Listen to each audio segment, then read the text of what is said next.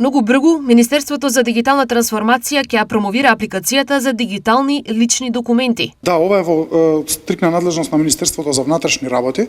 Се работеше на физибилити студија за промена на начинот на издавање на личните документи во оваа пластична форма која што ги знаеме, а и компонента за нивна дигитализација.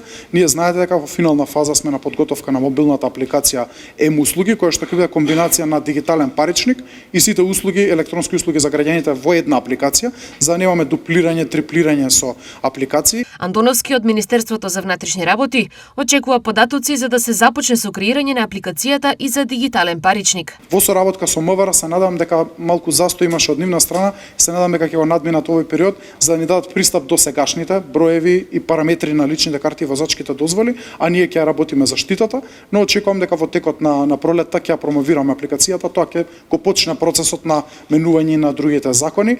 Некаде ќе треба да се менуваат законите, некаде можеме да одиме и со истата регулатива. Јас се надевам дека во теков на 26-та овие клучни закони кои што ни се за прифаќање на дигиталниот паричник ќе бидат донесени.